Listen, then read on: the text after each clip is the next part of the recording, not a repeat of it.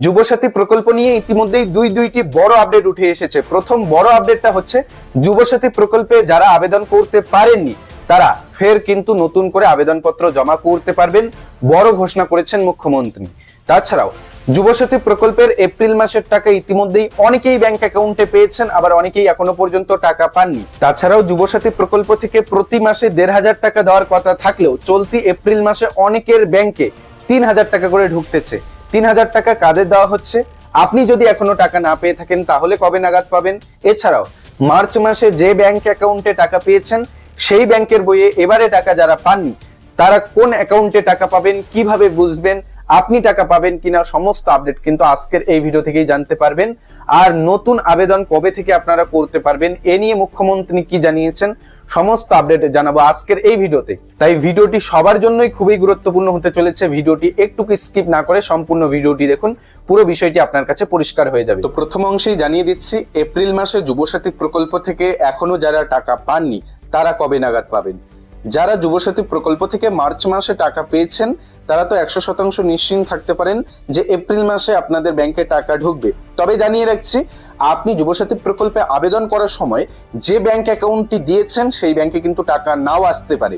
কেননা এবারে যে এপ্রিল মাসে টাকাটা পাঠানো হয়েছে সেটা কিন্তু ডিবিটির মাধ্যমে পাঠানো হয়েছে, অর্থাৎ ডাইরেক্ট বেনিফিট ট্রান্সফার পদ্ধতির মাধ্যমে পাঠানো হয়েছে। তাই আপনার যে ব্যাংকের সঙ্গে ডিবিটি লিঙ্ক রয়েছে সেই ব্যাংকেই কিন্তু টাকাটা ঢুকবে। এবার প্রশ্ন হচ্ছে, আপনার কোন ব্যাংকের ডিবিটি লিঙ্ক রয়েছে আপনি কিভাবে বুঝবেন? এই বিষয়টি আপনি আপনার মোবাইল থেকেই চেক করে নিতে পারবেন। মোবাইল ফোনের গুগল ব্রাউজারে গিয়ে এনপিসিআই লিখে সার্চ দেবেন। এনপিসিআই এর ওয়েব পোর্টাল থেকে কিন্তু আপনি চেক করে নিতে পারবেন আপনার কোন ব্যাংকের সঙ্গে ডিবিটি লিঙ্ক রয়েছে। যদি না পারেন ইউটিউবে সার্চ দেবেন, একাধিক ভিডিও চলে আসবে, যে কোনো একটি ভিডিও দেখে আপনি কিন্তু চেক করে নিতে পারেন যে আপনার কোন ব্যাংকের সঙ্গে ডিবিটি লিঙ্ক রয়েছে। যে ব্যাংকের সঙ্গে ডিবিটি লিঙ্ক থাকবে সেই ব্যাংকেই কিন্তু এপ্রিল মাসে টাকা আপনার ঢুকে যাবে। কাজেই অবশ্যই চেক করে দেখবেন। আপনার যদি একের অধিক ব্যাংক থেকে থাকে তাহলে ব্যাংক অ্যাকাউন্টগুলি চেক করে দেখবেন কোনো না কোনো ব্যাংকে এপ্রিল মাসের টাকা ক্রেডিট হয়ে গিয়েছে। এবার প্রশ্ন হচ্ছে, এবার অনেকের ক্ষেত্রে দেখা যাচ্ছে এপ্রিল মাসে ৩০০০ টাকা করে দেওয়া হচ্ছে। যদিও যুবসাথী প্রকল্প থেকে ১৫০০ টাকা করে প্রতি মাসে দেওয়ার প্রতিশ্রুতি দিয়েছেন মুখ্যমন্ত্রী মমতা বন্দ্যোপাধ্যায় সর্বোচ্চ ৫ বছর পর্যন্ত। এরই সঙ্গে আরেকটি বিষয় জানিয়ে দিচ্ছি, ইতিমধ্যেই মমতা বন্দ্যোপাধ্যায় জানিয়েছেন যুবসাথী প্রকল্পে এবার প্রশিক্ষণ দিয়ে কর্মসংস্থানেরও ব্যবস্থা করা হবে। যাই হোক, এই প্রসঙ্গটি নিয়ে আমরা পরে আলোচনা করছি।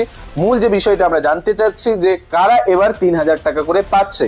যুবসাথী প্রকল্প থেকে তো ১৫০০ টাকা করে দেওয়া হয়, ৩০০০ টাকা কারা পাচ্ছে? মূলত যারা মার্চ মাসে টাকা পাননি কিন্তু অ্যাপ্রুভড হয়েছিল তাদের কিন্তু এবার এপ্রিল মাসে, ওই মার্চ মাস এবং এপ্রিল মাস ২ মাসের টাকা একসঙ্গেই দেওয়া হচ্ছে। আর যাদের আবেদনগুলো এখনো অ্যাপ্রুভ হয়নি তাদের কিন্তু টাকা আসতে সমস্যা হচ্ছে। আবেদনে হয়তো কোনো ভুল তথ্য দিয়েছেন, তার কারণে হয়তো আপনার ব্যাংকে টাকা নাও আসতে পারে, বা ব্যাংক সংক্রান্ত কোনো তথ্যের যদি ভুল থাকে সেক্ষেত্রেও কিন্তু আপনার ব্যাংকে যুবসাথী প্রকল্পে টাকা আসতে সমস্যা হতে পারে। তো আশা করি আপনাদের বিষয়টি বোঝাতে পেরেছি। এবার আপনাদের জানিয়ে রাখছি, ইতিমধ্যেই মমতা বন্দ্যোপাধ্যায় যে সভা মঞ্চগুলি করছেন সেখান থেকেই তিনি ঘোষণা করেছেন যুবসাথী প্রকল্পে যারা আবেদন করেছেন তাদের আবেদনগুলো আবারও কিন্তু খতিয়ে দেখা হচ্ছে। যারা টাকা পাননি আগামী দিনে তাদের প্রত্যেকেরই টাকা দেওয়া হবে। এছাড়াও যারা এখনো পর্যন্ত যুবসাথী প্রকল্পে আবেদন করেনি তারাও নতুন করে আবেদন করতে পারবেন। যেমনটা লক্ষ্মীর ভান্ডার, কৃষক বন্ধু থেকে শুরু করে রাজ্য সরকারের যে স্কিমগুলো রয়েছে সেই প্রকল্পগুলিতে যেমন আপনারা ১২ মাসই আবেদন করতে পারেন, সেই রকমই কিন্তু আপনি এবার যুবসাথী প্রকল্পেই আবেদন করতে পারবেন। আপনি যদি একজন যোগ্য উপভোক্তা হয়ে থাকেন তাহলে কিন্তু নতুন করে আপনি আবেদনপত্র জমা করতে পারবেন। সে দুয়ারি সরকার শিবির হলে সেখানেও করতে পারেন, বা আপনার ব্লক অফিসে গিয়ে আবেদনপত্র জমা করতে পারবেন। তবে এখন নয়, কখন? যেহেতু এখন নির্বাচনী প্রক্রিয়া চলছে, নির্বাচন আচরণ বিধি লাগু রয়েছে, তাই এখন আর নতুন কোনো প্রকল্পে আবেদন করাও যাবে না বা নতুন কোনো প্রকল্পের সুবিধা দেওয়াও হবে না।